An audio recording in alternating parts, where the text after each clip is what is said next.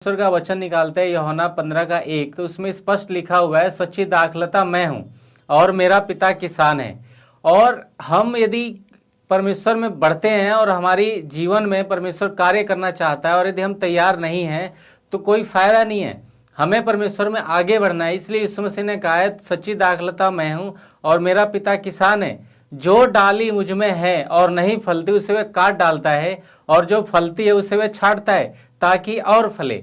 हमें फलने की जरूरत है, हमें आगे बढ़ने की जरूरत है, क्योंकि हम जब तक अपनी इच्छा के अनुसार चलते रहेंगे हमारे जीवन में कोई फल नहीं दिखेगा।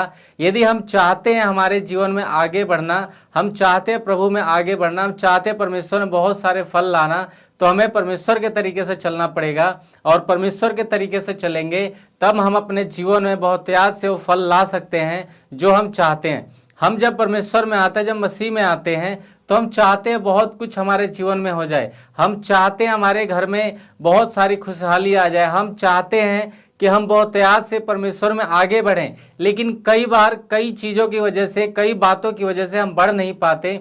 इसका सबसे बड़ा कारण यह है कि हम उस डाली में नहीं फल पाते, हम उस डाली में नहीं बन पाते। और हम उस डाली में बनेंगे तभी हम कुछ कर सकते हैं। यहाँ पे स्पष्ट परमेश्वर का वचन कहता है, जो डाली मुझ में है और नहीं फलती उसे काट डालता है, और जो फलती है उसे वे छांटता है ताकि और फले।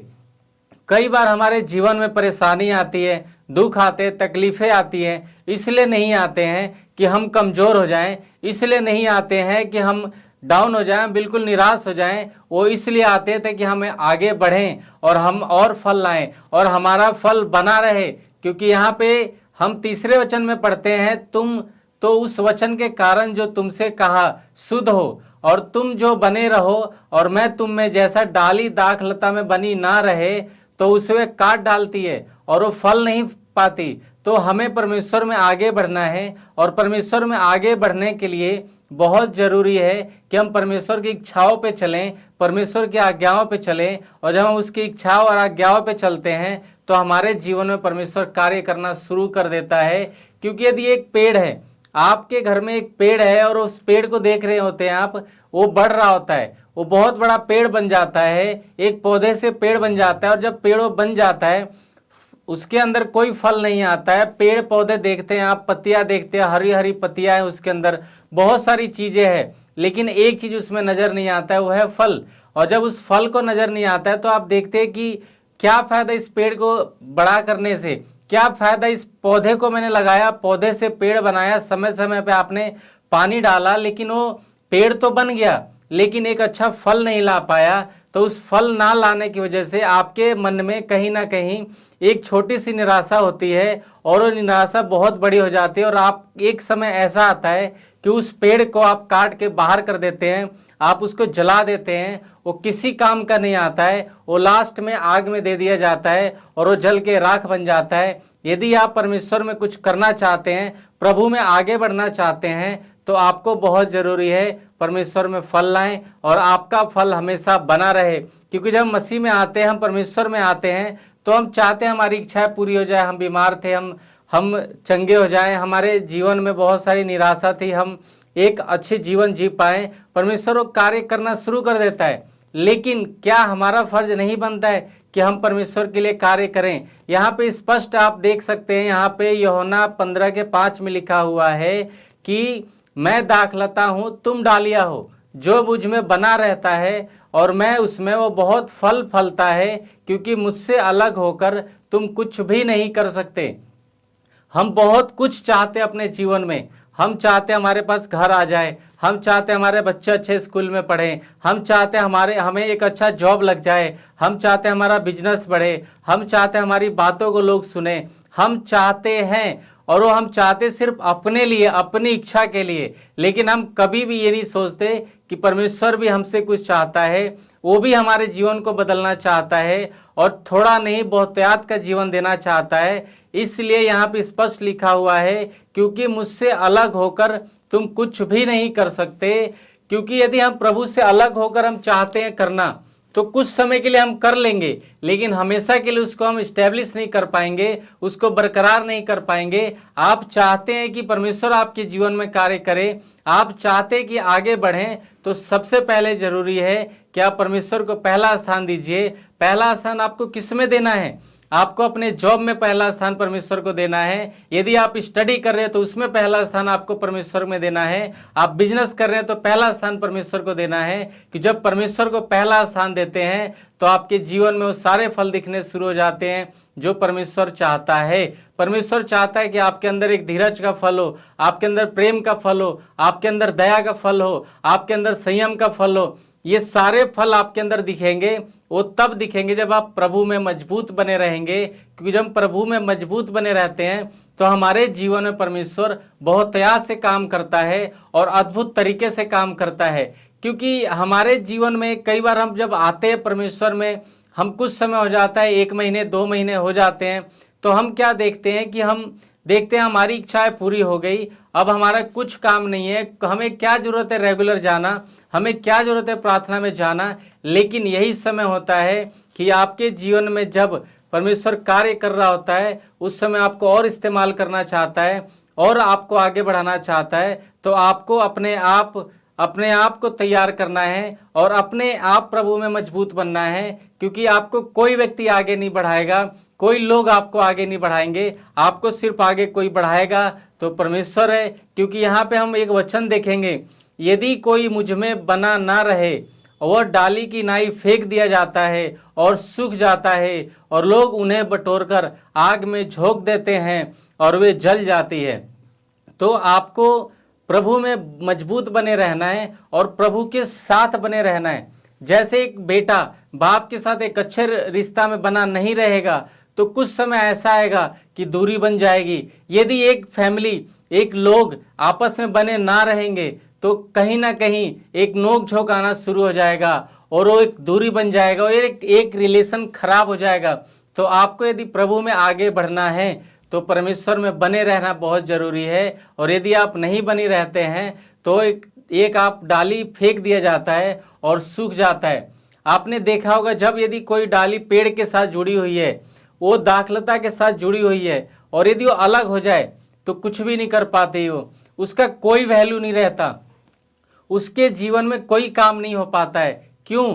क्योंकि वो एक डाली जो है दाखलता के साथ नहीं जुड़ी है और वो आग में झोंक दी जाती है। यदि आपको परमेश्वर में आगे बढ़ना है तो आपको इस वचन का फॉलो करना पड़ेगा। यदि कोई मुझ में बना ना रहे तो वह डाली की नाई फेंक दिया जाता है और सूख जाता है, और जो लोग उन्हें बटोरकर आग में झोंक देते हैं और वे जल जाती है। तो आपको प्रभु में आगे बढ़ना है, और प्रभु में जब आप आगे बढ़ेंगे तभी आप कुछ कर सकते हैं। आप एक वचन यहाँ पे देखते हैं यूहन्ना 15:7 में, यदि तुम मुझ में बने ना रहो और मेरी बातें तुम में बनी रहे तो जो चाहो वह तुम्हारे लिए हो जाएगा। हमें परमेश्वर में बने रहना है। हमें परमेश्वर में जब हम बने रहेंगे तो हम जो चाहेंगे वो हमारे लिए हो जाएगा। आप क्या चाहते हैं अपने जीवन में, आप परमेश्वर से मांगे। परमेश्वर आपके जीवन को बदलने वाला परमेश्वर है।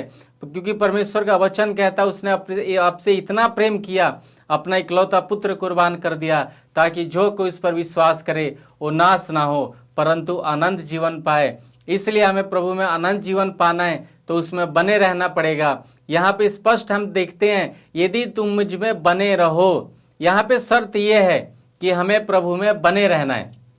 यहाँ पे ये नहीं लिखा है कि तुम मुझ में बने ना रहो, यहाँ पे लिखा है यदि तुम मुझ में बने रहो और मेरी बातें तुम में बनी रहे तो जो चाहो मांगो वो तुम्हारे लिए हो जाएगा।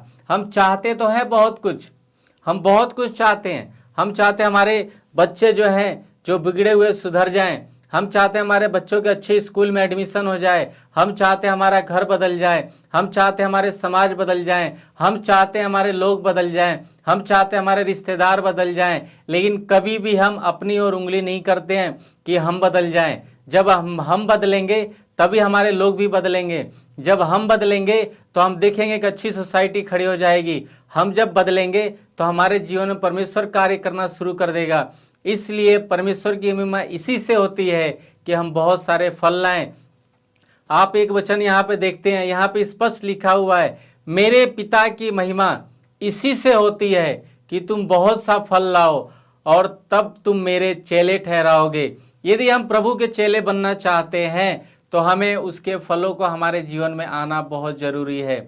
आप एक मसीह जीवन जी रहे हैं, आप रोड पे चल रहे हैं, कोई व्यक्ति गलती से आपको गाड़ी से टक्कर मार दिया, आपको गलती से चोट लग गया और आप झगड़ा करना शुरू कर दिए, आप लड़ाई करना शुरू कर दिए, तो आपके अंदर वो फल नहीं है। आपके अंदर परमेश्वर प्रेम का फल देखना चाहता है। आप जब जॉब से घर पे जाते हैं, छोटी सी बातों में आपके अंदर गुस्सा आ जाता है, छोटी सी बातों में आपके अंदर चिड़चिड़ापन आ जाता है, तो आपके अंदर वो फल नहीं है। आप एक हस्बैंड वाइफ हैं, आपके अंदर प्रेम नहीं है, तो आपके अंदर वो फल नहीं है।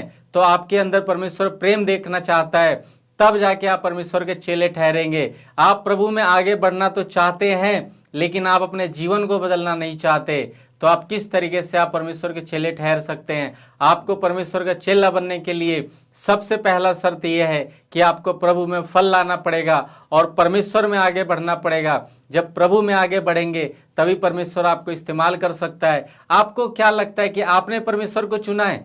आपको लगता है कि आप अचानक कोई व्यक्ति आपको प्रभु के बारे में बताया और आप परमेश्वर में चले गए और आपने परमेश्वर को चुन लिया? ये आपकी बहुत बड़ी गलतफहमी है। आप यहाँ पे देख सकते हैं परमेश्वर का वचन क्या कहता है 15:16 में कि तुमने मुझे नहीं चुना है, परंतु मैंने तुम्हें चुना है कि तुम्हें ठहराया है ताकि तुम जाकर फल लाओ और तुम्हारा फल बना रहे, कि तुम मेरे नाम से जो कुछ पिता से मांगो वह तुम्हें दे। हमें परमेश्वर ने चुना है, परमेश्वर ने हमारा हाथ पकड़ के अपने पास बुलाया है।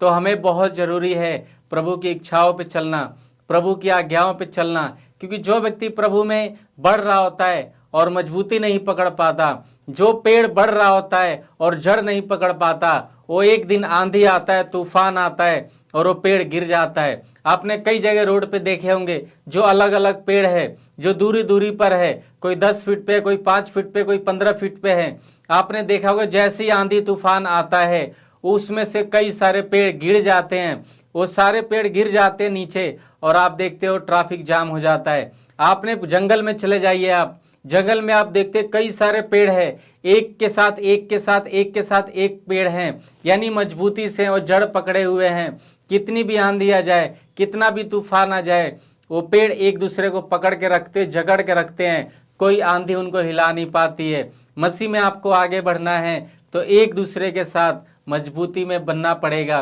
प्रार्थना करना पड़ेगा, आपको उपवास करना पड़ेगा, आपको प्रभु की संगति में बनना पड़ेगा, लोगों की संगति में चलना पड़ेगा, तभी आप कुछ कर सकते हैं।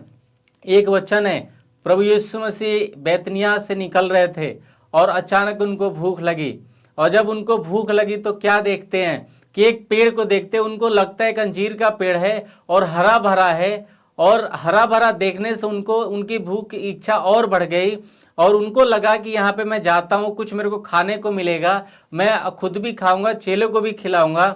लेकिन वहां पे क्या होता है कि वह दूर से अंजीर का पेड़ देखकर निकट गया और क्या जाने उसमें कुछ ना पाया, पर पत्तों को छोड़ कुछ ना पाया, क्योंकि वो फल का समय नहीं था, उसके पास फल का समय नहीं था। यानी वो पेड़ जो है हरा भरा तो था लेकिन उसके अंदर कोई फल नहीं आया था। जब कोई फल नहीं आया था तो यीशु मसीह को हो सकता है गुस्सा आया होगा, लेकिन यीशु मसीह ने यहाँ पे स्पष्ट कहा है। फिर दोबारा जब वो लोग गए वहां पे, फिर जब भोर को उधर से जाते थे तो उन्होंने उस अंजीर का पेड़ को जड़ से सूखा हुआ देखा, और जब जड़ से सूखा हुआ देखा तो पतरस को यह बात स्मरण आई और उसने कहा, हे रबी, यह अंजीर का पेड़ जिसे तूने श्राप दिया था सूख गया है।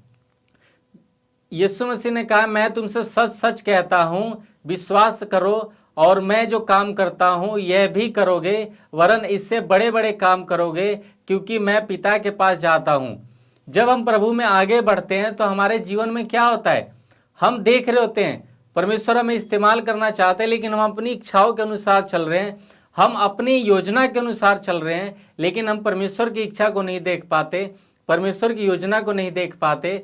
तो क्या होता है, हम जैसे आए थे वैसे ही चले जाते हैं, हमारे जीवन में कोई बदलाव नहीं आ पाता है, हमारे जीवन में कोई भी चेंजिंग नहीं देखता है परमेश्वर। आपको अपनी इच्छा को प्यारी है, लेकिन आप जरा सा भी नहीं सोचते कि परमेश्वर भी आपसे कुछ चाहता है।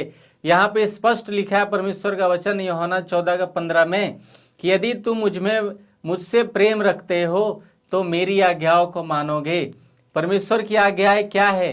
परमेश्वर की आज्ञाएं हैं कि हम आपस में प्रेम रखें। परमेश्वर चाहता है कि हम आपस में एक दूसरे के साथ प्रार्थना करें, एक दूसरे के लिए आशीष के कारण बने, एक दूसरे के लिए गवाही का कारण बने। और जब हम ऐसा करेंगे तो परमेश्वर हमें बहुतायत से इस्तेमाल करेगा। परमेश्वर आपको आगे बढ़ाएगा, परमेश्वर आपके जीवन को बदल देगा, परमेश्वर आपके परिवार को बदल देगा, आपके जो हालात है उसको सुधार देगा। इसलिए आप प्रभु में आगे बढ़ें, क्योंकि परमेश्वर चाहता है आपके जीवन में फल आए। प्रेम, आनंद, शांति, धीरज, कृपा, भलाई, ये सारे प्रेम का फल आपके अंदर परमेश्वर देखना चाहता है। और हम परमेश्वर से प्रेम करते हैं तो परमेश्वर की हम आज्ञाओं को माने, क्योंकि जब हम परमेश्वर की आज्ञाओं को मानेंगे तभी हम परमेश्वर से प्रेम कर पाएंगे और हम प्रभु में आगे बढ़ पाएंगे। परमेश्वर आपको इस्तेमाल करे ये वचन सुनने के द्वारा। परमेश्वर आपको बहुतायत से आशीष दे। God bless you.